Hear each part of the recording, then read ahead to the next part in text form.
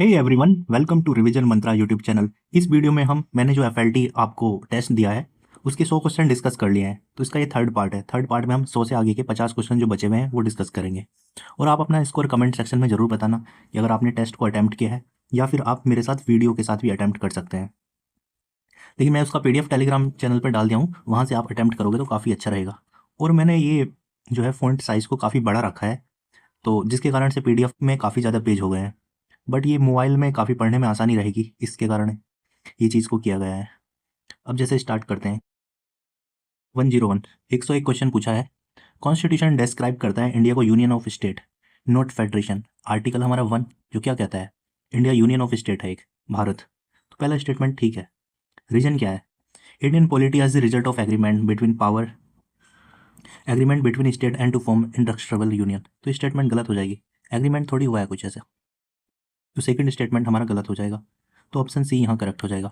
यहाँ मैं जितनी ज़रूरत होगी उतना एक्सप्लेन करने की कोशिश करूँगा, बाकी इसका एक्सप्लेनेशन हो सकेगा तो मैं उस पर डाल दूंगा टेलीग्राम पर। हाँ, consider the following statement regarding the 98 constitutional amendment. 98 constitutional amendment आपको पता होगा, ये जनरली हम नहीं पढ़ते हैं, लेकिन इंपॉर्टेंट है क्योंकि इस बार के एडीओ, आई थिंक एडीओ या किसी पेपर में इस बार पूछा गया था ये। तो 98 कॉन्स्टिट्यूशन अमेंडमेंट जो है क्या है, ये 371J जो स्पेशल प्रोविजन है हैदराबाद और कर्नाटक रीजन के लिए, और इस्टेब्लिश करेगा institutional mechanism for equitable allocation of fund. ये स्टेटमेंट दोनों ठीक हो जाएगी। और ये क्या करता है, एजुकेशन और वोकेशनल ट्रेनिंग इंस्टीट्यूशन में स्टूडेंट्स को रिजर्वेशन भी प्रोवाइड करता है। तो तीनों स्टेटमेंट बिल्कुल करेक्ट हो जाएंगे इसमें।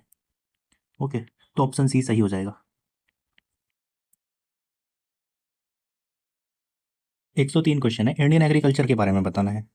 अब देखो, इफिशियंसी को इन्हांस करने के लिए in agriculture marketing and improve price discovery, government of India ने ई नैम स्कीम को स्टार्ट किया था, नेशनल एग्रीकल्चर मार्केट। ओके, ये क्या है, फार्मर्स जो है अपने प्रोडक्ट बेच सकते हैं इस साइट्स पे जाके। और under E NAM scheme every agriculture produce market committee is provided free software and financial assistance. 5 crore की असिस्टेंस नहीं प्रोवाइड की जाएगी, 75 लाख की असिस्टेंस प्रोवाइड की जाएगी। तो पहला स्टेटमेंट तो ठीक है, बट सेकंड स्टेटमेंट हमारा गलत हो जाएगा। तो ऑप्शन डी हो जाएगा सही। ओके, फिर रिसेंटली इंट्रोड्यूस किया गया है urea gold, combine urea with sulphur coating, जिसके कारण क्या होगा, मिनिमाइजिंग न्यूट्रिएंट वेस्ट होगा। आपको पता है कि नैनो गोल्ड और नैनो यूरिया इस टाइप के जो मतलब फर्टिलाइजर्स इंट्रोड्यूस किए गए हैं, उसका एम क्या है, ताकि वेस्टेज कम हो और इफिशियंसी बढ़े न्यूट्रिशन की। तो many soils of India are deficient in organic carbon and micro nutrient. तो ये स्टेटमेंट भी ठीक हो जाएगी। तो दोनों स्टेटमेंट ठीक हो जाएंगे। तो ऑप्शन ए इसमें, बी इसमें करेक्ट, ऑप्शन डी इसमें करेक्ट हो जाएगा। ओके, फिर आगे आते हैं। एज पर इकोनॉमिक सर्वे 2024-25 का जो है, इंडिया का जो शेयर है ग्लोबल मैन्युफैक्चरिंग में वो कितना है? तो इंडिया का जो शेयर है वो है 2.8%। पूरे दुनिया में जो हम इंडिया मैन्युफैक्चर कर रहा है वो सिर्फ 2.8% है। जबकि इंडिया, अगर हम चाइना का देखें, चाइना का शेयर बहुत ज़्यादा है, 25 से 30% शेयर बोला जाता है चाइना का, ऑलमोस्ट 20 से 25%। और चाइना का जो ट्रेड में शेयर है वो 30% शेयर है एक्सपोर्ट में। ओके, फिर आगे आते हैं। टेक्सटाइल इंडस्ट्री जो है मेजर एम्प्लॉयमेंट जनरेशन कर रही है, जो कि 11% है इंडिया का मैन्युफैक्चरिंग जीबी में। ये स्टेटमेंट ठीक है। इंडिया फोर्थ लार्जेस्ट एक्सपोर्टर है टेक्सटाइल का। मैंने आपको बताया जब भी रैंक वगैरह दी होगी ना, तो चांसेस है वो गलत दिया होता है जान। तो इंडिया फोर्थ नहीं है, इंडिया की 5वीं या 6ठी रैंक रहती है टेक्सटाइल के एक्सपोर्ट में। ओके, जो कि 10% नहीं है, कितना है, लगभग 3.5 से 4% से 5% के करीब रहता है ये ऑलमोस्ट इंडिया का जो शेयर रहता है। India technical textile industry is rapidly growing, rank 5th। ये स्टेटमेंट ठीक है। तो पहला तीसरा स्टेटमेंट ठीक हो जाएगा। ओके, फिर आगे आते हैं। रुद्राक्ष क्या है, पहले तो ये पता होना चाहिए। ये लॉन्गेस्ट फ्रेश ट्रेन है इंडिया में, मालगाड़ी जिसको बोलते हैं, जिसकी लेंथ क्या है, 3.5 किलोमीटर नहीं है, ये लेंथ 4.5 किलोमीटर है। ये भी क्वेश्चन ईडीओ में था दिया हुआ इस टाइप से। कुछ क्वेश्चन मैंने कहीं एग्जाम से उठाए हैं जो बीपीएससी ने कराए हैं, बट मैंने उसमें कुछ मॉडिफिकेशन किए हैं। एग्जामिनर इस टाइप से भी क्वेश्चन बना सकता है। तो और थर्ड स्टेटमेंट भी इसके ठीक हो जाएगी, बट सेकंड स्टेटमेंट क्या है इसका, गलत है। तो ऑप्शन डी करेक्ट हो जाएगा अपना। फिर आगे आते हैं। हाँ, कि अर्बन डेवलपमेंट से रिलेटेड स्कीम्स दी गई हैं। तो उनको क्रोनोलॉजिकल मैनर में अरेंज करना है। तो आपको ईयर याद होनी चाहिए कौन सी स्कीम कब लॉन्च की गई है। मैंने जब करंट अफेयर के वीडियोस बनाए थे ना, तो उसमें अगर कोई पुरानी स्कीम है तो उसका ईयर भी डिस्कस किया हुआ था। अब जैसे कि दीनदयाल अंत्योदय योजना और नेशनल रूरल लाइवलीहुड मिशन जो है, जो अर्बन एरियाज़ के लिए 2013 में स्टार्ट हुआ था। और Jawaharlal Nehru urban renewable mission ये कब था, 2005 का है ये। ओके। और अटल अमृत वाला जो मिशन है ये अर्बन रिजुविनेशन के लिए, ये था 2015। और ये रेरा जो है 2016 का है। आप इनको अरेंज कर देंगे तो फिर इसका क्या हो जाएगा, सी ऑप्शन हो जाएगा। ओके, सी इसका ऑप्शन हो जाएगा। सी नहीं होगा, इसका डी हो जाएगा। ओके, डी इसका ऑप्शन हो जाएगा। फिर आगे आते हैं। मैंने जो ईयर आपको बताया वो आपको याद रखना है, बाकी ऑप्शन आप निकाल लोगे फिर क्या होगा। नेशनल कॉन्फ्रेंस और वुमेन एम्पावरमेंट जो है, इसका उद्घाटन 14 सितंबर 2025 में लोकसभा स्पीकर ने किया हमारे। तो ये स्टेटमेंट ठीक है। ये कभी कभी ये डेट भी दे देते हैं वो गलत, बट यहाँ इसकी डेट बिल्कुल ठीक है। और national conference of committee on women empowerment, ठीक है, एम्पावरमेंट ऑफ वुमेन जो पार्लियामेंट वाली जो थी, ये तिरुपति में हुई थी, आंध्र प्रदेश में। अब देखो, अगर कोई बड़ी सिटी का नाम दिया होता है ना, तो चांसेस है वो ऑप्शन गलत बनाएंगे। अगर किसी मतलब वैसे सिटी का नाम दिया हुआ है जो इतना पॉपुलर है, बट जैसे कि हैदराबाद है, हैदराबाद की जगह और कुछ कर सकते हैं वो लोग। लेकिन अगर कोई वैसे टाउन वगैरह सिटी का दिया होता है ना, तो चांसेस है वो ऑप्शन सही होते हैं। तो दोनों ऑप्शन सही है। ये क्वेश्चन एडी में पूछा गया था इस टाइप से। अब देखो, गैल्वेनोमीटर्स के बारे में पूछ लिया है। Galvanometer can be converted into volt meter. कैसे कन्वर्ट किया जाएगा गैल्वेनोमीटर को वोल्ट मीटर में? तो हाई रेसिस्टेंस और सीरीज में जोड़ेंगे तो सी ऑप्शन इसका करेक्ट हो जाएगा। ओके। स्टार स्टार जो हमारे चमकते हैं, मेन रीजन क्या होता है उसका? तो क्या है, रिफ्लेक्टिव इंडेक्स जो है डिफरेंट लेयर की अर्थ एटमॉस्फेयर में वो चेंज होती है कंटिन्यूसली। तो ऑप्शन सी इसका आंसर हो जाएगा। ओके, 11 का 111 का ऑप्शन सी हो जाएगा। फिर सिग्निफिकेंस क्या है हबल कांस्टेंट का? ये क्या यूज़ है इसका? ओके, इसका ऑप्शन डी हो जाएगा, measure the rate of expansion of universe. तो ऑप्शन डी इसका आंसर हो जाएगा। फिर क्वेश्चन 113 क्वेश्चन में बोला गया कि कौन सा मेटल यूज़ किया जाएगा ट्रीटमेंट ऑफ रोमेटाइड्स आर्थराइटिस। तो इसमें देखो, इसमें ये ऑप्शन दिया हुआ है, चांसेस हम इसको टिक कर देंगे, बट इसका आंसर गोल्ड है। ठीक है, तो इस तरह के कन्फ्यूजन वाले ऑप्शन भी प्रिपेयर किए जाते हैं। तो आर्थराइटिस का जो उपचार में यूज़ होगा वो क्या होगा, गोल्ड होगा। ओके। फिर स्ट्रॉन्गेस्ट ऑक्सीडाइजिंग एजेंट कौन सा है इसमें? इसमें होता है F2। तो ऑप्शन सी हो जाएगा 114 का। Okay. Rate of diffusion of methane at given temperature is twice the unknown gas. तो मोलर मास क्या हो जाएगा उसका? अब देखो, ये क्वेश्चन भी इस टाइप के क्वेश्चन पूछे जाते हैं, कुछ क्वेश्चन बहुत ही रैंडम टाइप वो पूछ लेते हैं। तो इसलिए यही रीज़न है पेपर में मैंने कुछ क्वेश्चन को जानबूझ के रैंडम टाइप डाला है। इसका 65 हो जाएगा, 64 ऑप्शन सी इसका करेक्ट हो जाएगा। ओके। और कौन सी गैस है जो इजीली लिक्विडिफाई किया जा सकता है जिसको? तो अमोनिया इसका हो जाएगा, NH3 ऑप्शन ए। द्रवीकृत किया जा सकता है आसानी से। फिर इंडियन एस्ट्रोनॉट जो है हमारे, वो इंटरनेशनल स्पेस स्टेशन में गए थे, वो कौन सा मिशन है? तो एक्सियोम 4 मिशन का नाम है। तो ऑप्शन बी करेक्ट हो जाएगा। ठीक है। Convex lens if the object is place at 2f, तो इमेज फॉर्म जो होगी वो कहाँ होगी? एक तो 118 का हो जाएगा ऑप्शन ए, रियल होगी 2f, सेम साइज की होगी ऑब्जेक्ट के जो इमेज फॉर्म होगी। फिर 119 क्वेश्चन क्या है? ट्रोपोस्फेयर जो कंटेन करता है ऑल वेदर फिनोमिना। आपको पता है सारे वेदर फिनोमिना जो होते हैं, बारिश पड़ना वगैरह, ट्रोपोस्फेयर में होते हैं। फिर सेकंड लेयर होती है स्ट्रेटोस्फेयर। ये इसमें क्लाउड नहीं मिलते हैं। ठीक है, क्लाउड्स नहीं मिलते हैं स्ट्रेटोस्फेयर में, बट ओजोन लेयर मिलती है। ओके। और फिर मेसोस्फेयर क्या है? मेसोस्फेयर हमें प्रोटेक्ट करता है, मेट्रॉइड्स अगर कोई अर्थ पे गिरते हैं आके तो उससे प्रोटेक्ट करता है, क्योंकि बहुत ज़्यादा है यहाँ आपको टेम्परेचर बहुत हाई मिलेगा। तो मेट्रॉइड्स अगर कोई आएगा अर्थ पे तो वहाँ जल के वो बर्न हो जाता है इसके कारण। तो 3 ऑप्शन करेक्ट हो जाएंगे। ओके। सुसाइडल बैग्स किसे बोला जाता है सेल्स में? अब देखो, राइजोसोम्स क्या होती है? ये प्रोटीन सिंथेसिस में करता है हेल्प। लाइसोसोम्स को बोलते हैं सुसाइडल बैग्स। ओके, इसमें एंजाइम वगैरह मिलते हैं, डाइजेस्टिव एंजाइम।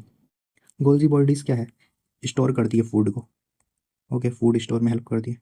माइटोकॉन्ड्रिया आपको पता ही है, पावर हाउस बोला जाता है सेल्स का। Iron obtain directly from the blast furans, उसको क्या बोलते हैं? तो 121 का आंसर हो जाएगा बी, पिग आयरन बोलते हैं। Okay, enzyme primary responsible for removal of RNA primer, तो इसका आंसर हो जाएगा 122 का ए, डीएनए पॉलीमर्स 1। कुछ क्वेश्चन तो देखो होंगे ही टफ, इसलिए जानबूझ के यहाँ रखा गया है। कंसिडर दी, हाँ, जो टॉलेस्ट जो है लिविंग ऑर्गेनिज्म है अर्थ पे, कौन सा हो गया? सिक्वेटर ट्री हो जाएगा इसका, 123 का बी।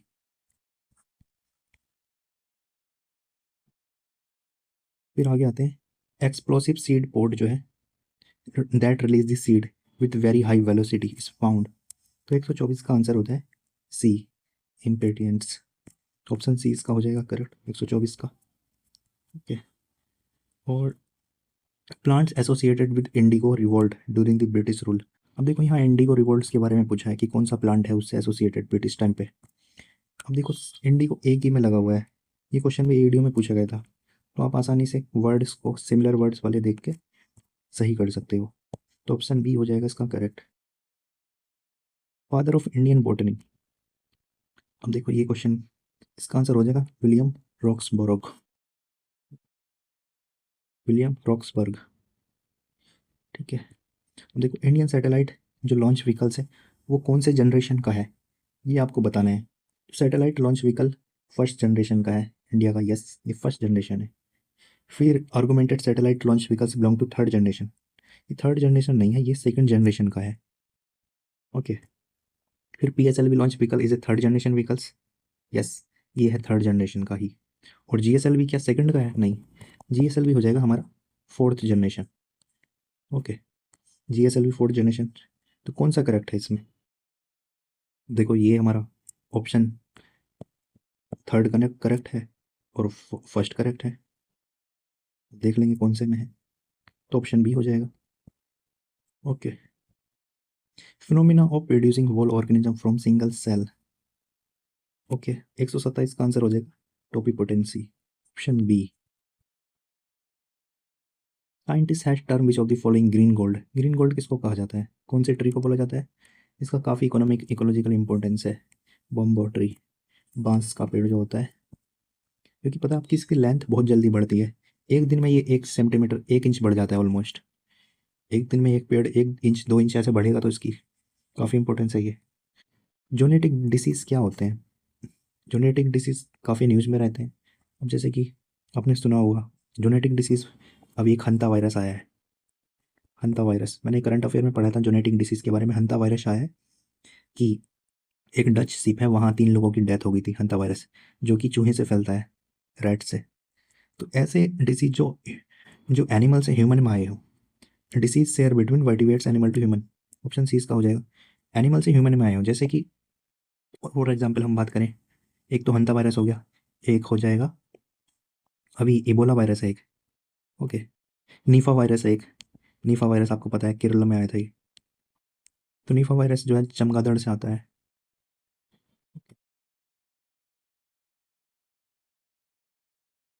देखो टाइप 1 इमीडिएट हाइपर सेंसिटिविटी का क्या है इसका आंसर, ऑप्शन डी हो जाएगा। ये क्वेश्चन देखो इस टाइप्स का क्वेश्चन उसमें भी पूछा गया था 71 में, और ADO में पूछा गया, तो क्वेश्चन वही सेम रिपीटेड हो रहे हैं। हाँ, विच of the following not a Mendelian law of inheritance, law of dominance है, लॉ ऑफ सिग्रेशन भी है, लॉ ऑफ इंडिपेंडेंस असॉर्टमेंट्स भी है, लॉ ऑफ प्योरिटी ऑफ जेमेट्स ये नहीं है, तो ऑप्शन डी हो जाएगा। ओके, फिर DNA डबल हेलिक्स मॉडल जो प्रपोज किया था वॉटसन एंड क्रिक ने, 2 standards of DNA run, anti parallel run करते हैं, ऑप्शन बी हो जाएगा इसका। Who popularise the drosophilas as a genetic model organism, किसने पॉपुलराइज किया था ये? Okay, Thomas Hunt Macron Morgan, तो ऑप्शन सी हो जाएगा इसका correct. Okay, traits that increase organism the chances of survival, तो कौन से ट्रेड्स है जो इंक्रीज करते हैं सर्वाइवल्स ऑर्गेनिज्म के? एडेप्टेशन, ओके ऑप्शन बी हो जाएगा करेक्ट। ठीक है, consider the interaction force between the two proton separated by distance. फिर क्या दिया हुआ है इसमें?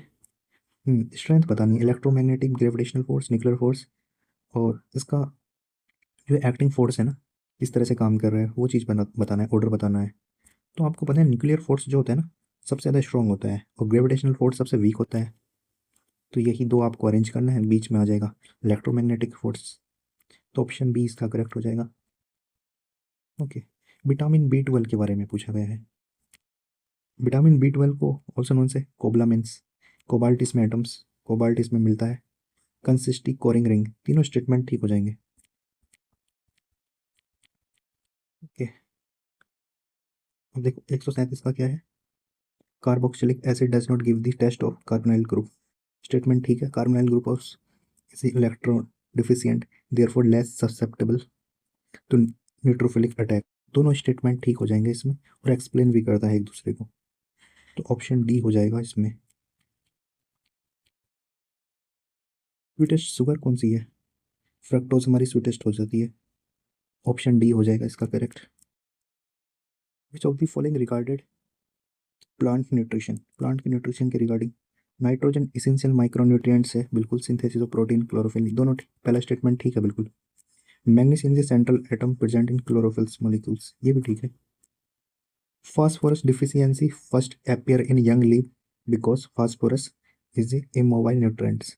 यंग लीफ में नहीं मिलती है, दिखती है फास्फोरस डिफिशियंसी, ओल्ड लीफ में दिखती है सबसे पहले। तो ऑप्शन थर्ड जो है गलत हो जाएगा। तो ऑप्शन क्या हो जाएगा हमारा? ए करेक्ट हो जाएगा। ओके, फिर लास्ट क्वेश्चन और बचा है, ह्यूमन न्यूट्रिशन के रिगार्डिंग है। Okay, digestive system, digestion of carbohydrates begin in mouth with the help of salivary amylase. ये स्टेटमेंट ठीक हो जाएगी। Pepsin is secreted by pancreas and digest protein. Pepsin जो सिक्रेट होता है ना स्टमक से होता है, पैनक्रियास से थोड़ी होता है, हमारे पेट से होता है ये। Okay, bile juice contain the enzyme that digest fat. Enzyme contain नहीं करते हैं ये, फैट को, फैट के इमल्सिफिकेशन में हेल्प करते हैं। ओके, और ये क्वेश्चन मैंने गलत टाइप कर दिया यहाँ, ह्यूमन न्यूट्रिशन के बारे में थोड़ी हो गया ये क्वेश्चन, ये तो डाइजेस्टिव सिस्टम के बारे में हो गया। तो पहला ऑप्शन सही हो जाएगा, बाकी नीचे के दोनों गलत हो जाएंगे।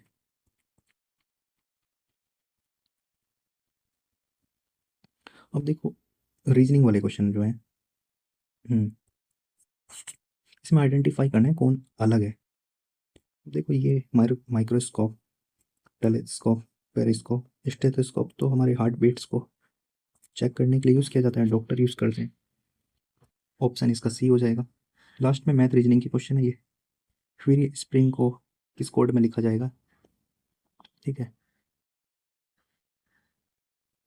एक सेकंड, यहाँ टाइप नहीं हुआ है। स्प्रिंग्स को जो लिखा जाता है कोड, वो लिखा जाता है UNUFRC। तो मोबाइल को क्या लिखा जाएगा? ओके, तो इसका ऑप्शन ए हो जाएगा सही। आप कोडिंग कर लेंगे ये वाला, मैच में आंसर बता दूंगा सारे मैथ के अच्छे से। ओके, 143 का आंसर हो जाएगा D. Okay, father in law हो जाएगा इसका आंसर। ठीक है, फिर 144 का, ये डायरेक्शन वाले क्वेश्चन काफ़ी आसान होते हैं, तो आप इन्हें बना के देखेंगे तो आपका आसान से बन जाएगा। लास्ट ईयर का ही ये 71st के मैंने मैथ के क्वेश्चन उठाए हैं, क्योंकि वही PYQ पे पैटर्न पे ही पूछा जाता है ज़्यादातर, नए क्वेश्चन नहीं पूछते हैं जनरली BPSC। उसका ईस्ट हो जाएगा। और अल्फ़ाबेटिकल्स ऑर्डर बताना है कि कौन सा पहला आएगा। ठीक है, तो 145 का हो जाएगा ऑप्शन बी। ओके,